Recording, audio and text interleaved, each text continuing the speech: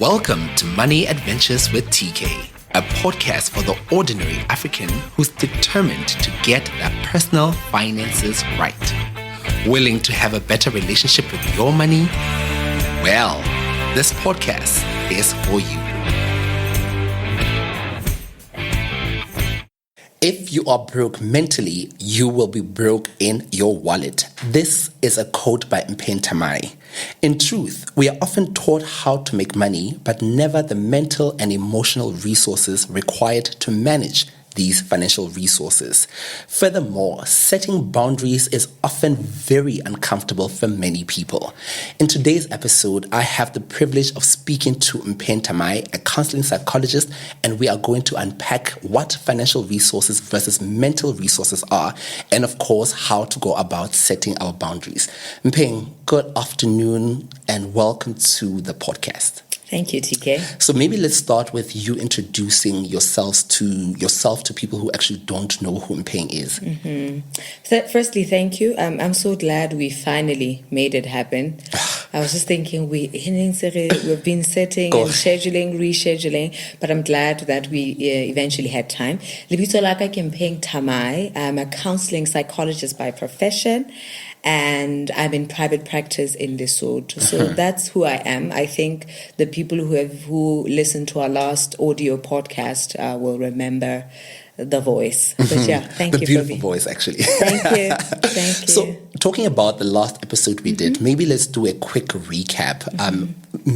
Financial resources versus mental resources. For somebody who does not know what this is, let's maybe unpack why this particular topic.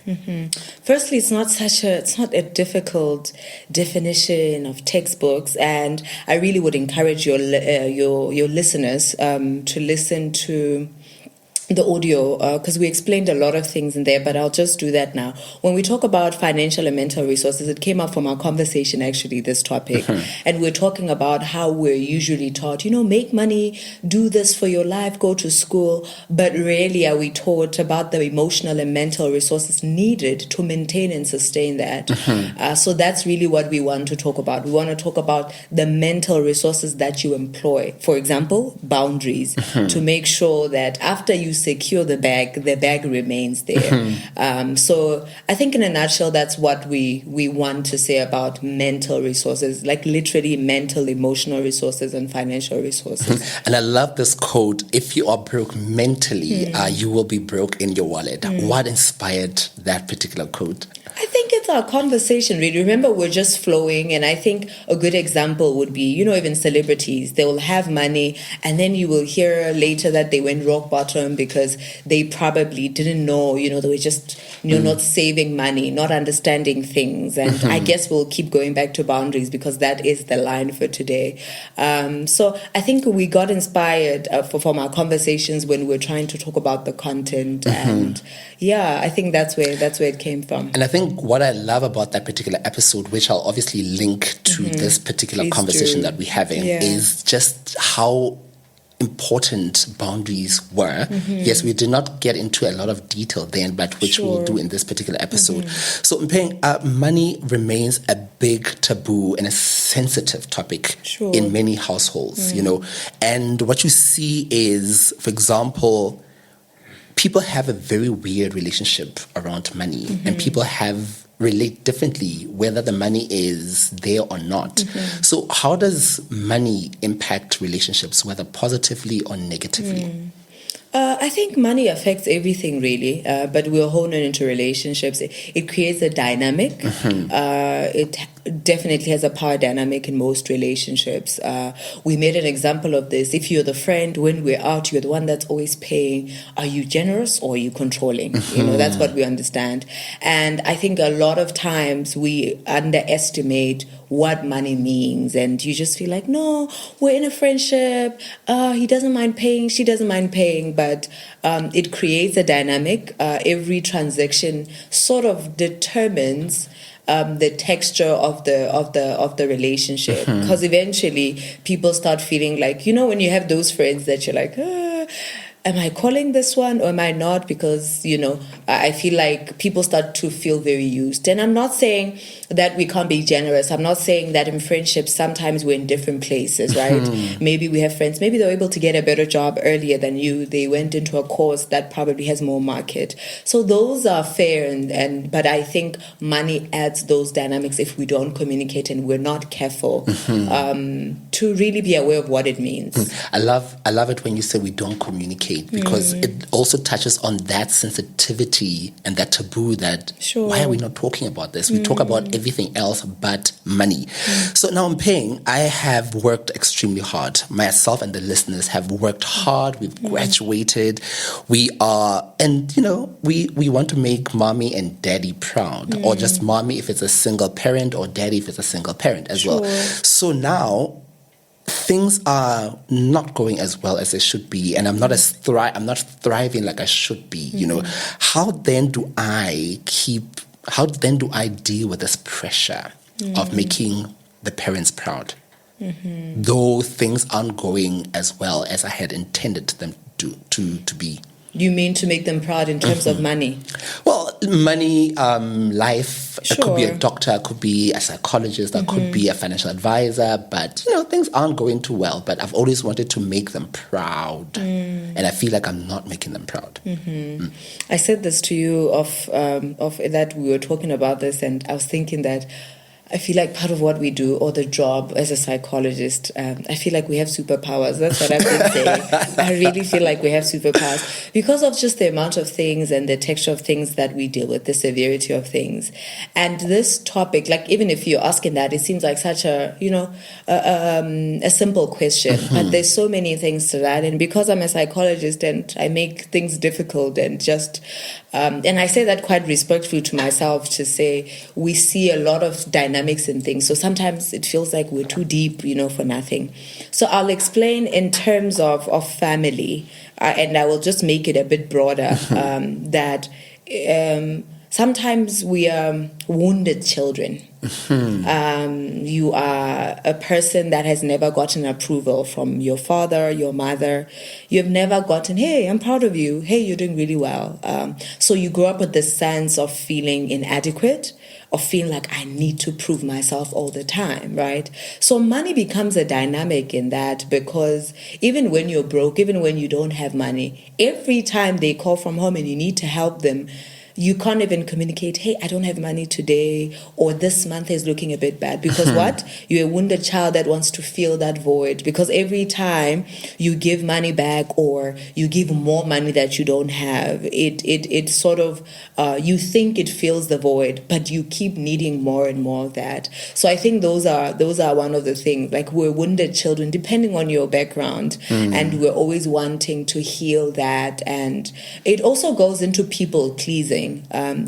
Sometimes people are not very assertive, and I'm aware that in relationships, we're passive and we're aggressive at some point, and it's not all the time that you say, no, I can't, right? But there are times where you need to put boundaries, because if you're people pleasing, then you can never say no, right? Like all the time, every time there's an emergency, you need to help. You know those family members who always need 200, to close this. Please, e-wallet, and all the time. And you're always this person who's, under a lot of disaster management, doing a lot of disaster management. My dad usually says this. He's like, people always have emergencies. They do. They always have emergencies. I need 100 rand. My child is sick, you need to do this. And if you don't reply, or you don't have the money, 2 weeks later, no one has died.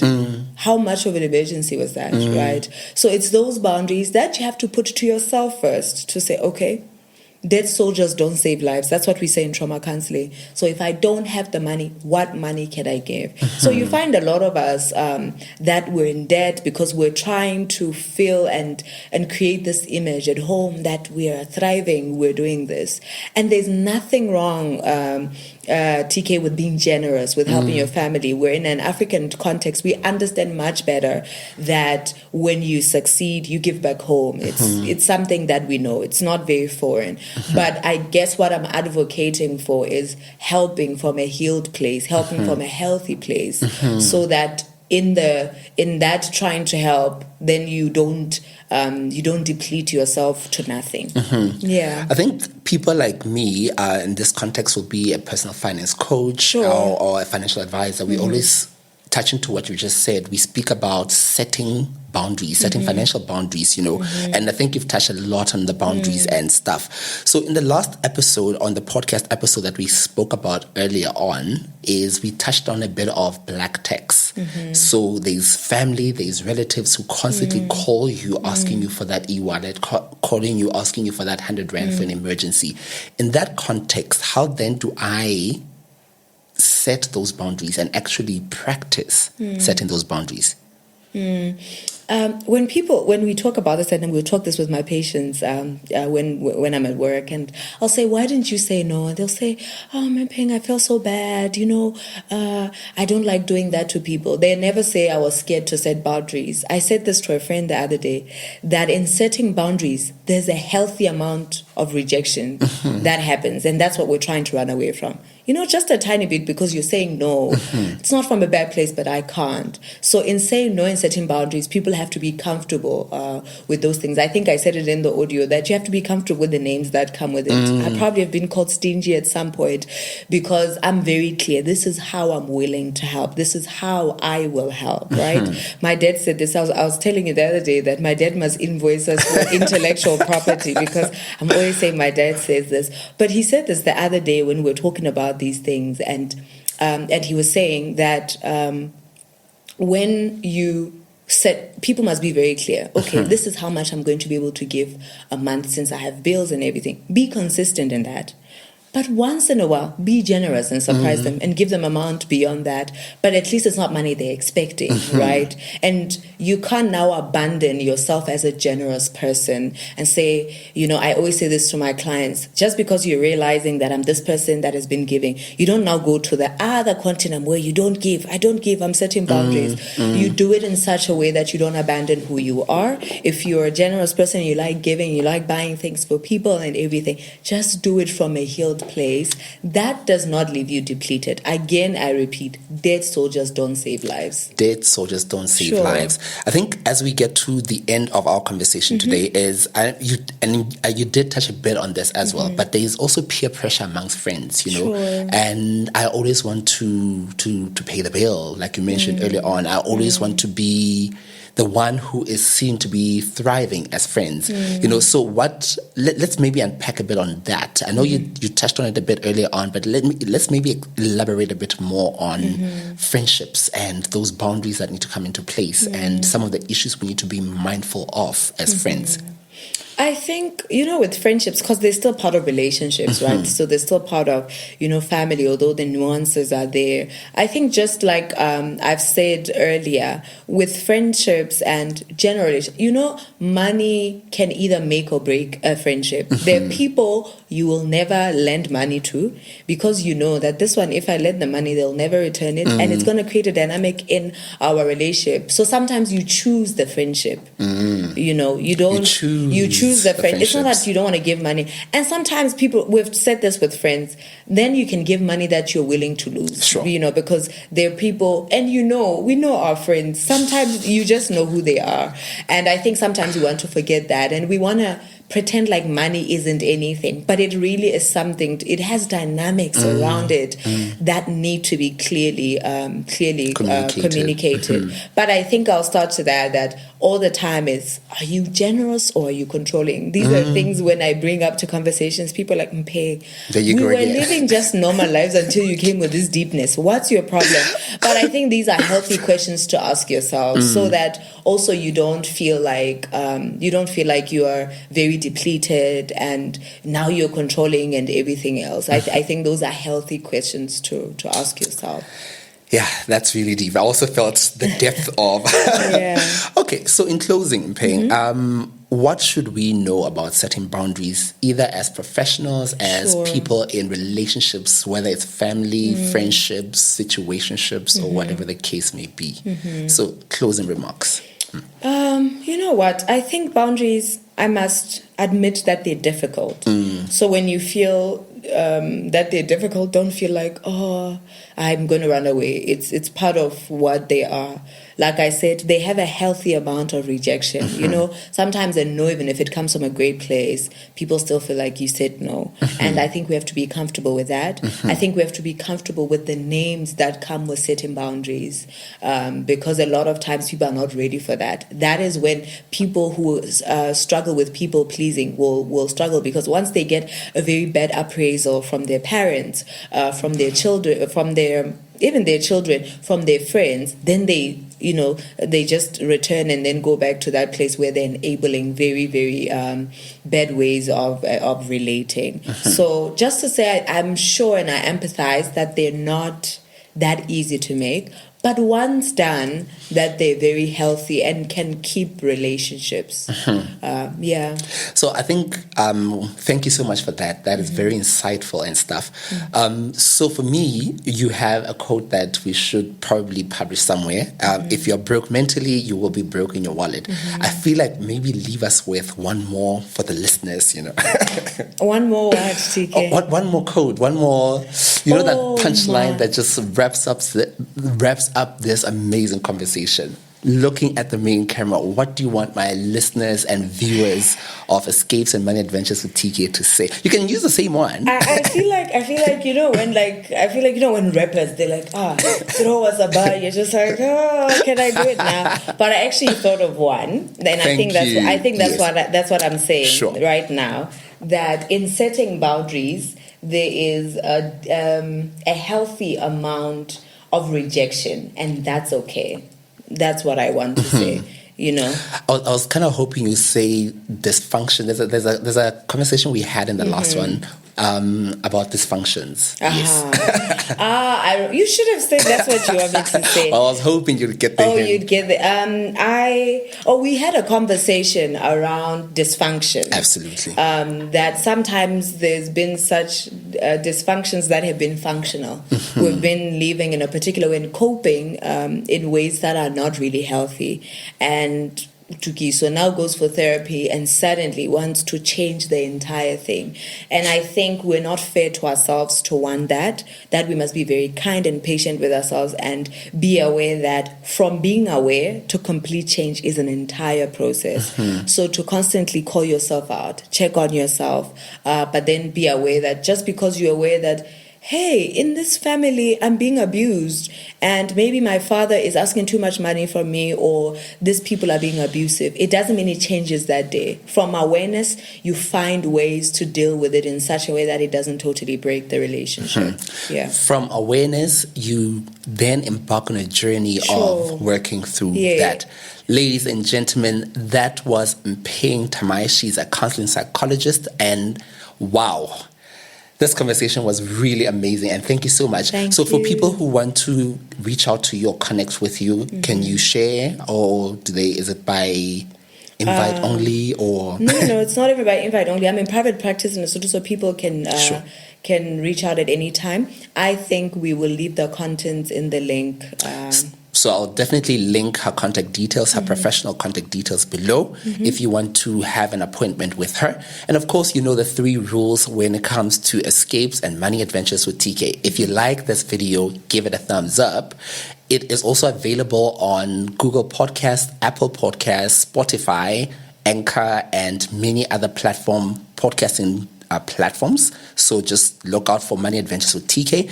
And this is a big thank you to my production team, Matsuso Photography and J Productions. Yo, guys, the team that I have, we are building an empire here. Leave a comment. Let us know what you think about this conversation. If you are a wounded child, let us know as well so that we can help you get the healing that you need. And of course, share this video with people, share this video and podcast with people who can benefit from it as well, because also we need to heal as a society. And last but not least, subscribe to the YouTube channel and of course to the podcast across the different distribution points. And until the next one, love, peace, and money. Oh, she knows it. I love it. I remember Signing it. out. Thank you, guys. Until the next one. Bye. Love, peace, and happiness. Goodbye. You've been listening to Money Adventures with TK. I want to hear from you. Don't be shy to leave a comment, to share, and subscribe. Also, subscribe to my YouTube channel, Escapes with TK, and follow me on all social media platforms. Remember, money is an adventure. Let's enjoy the ride.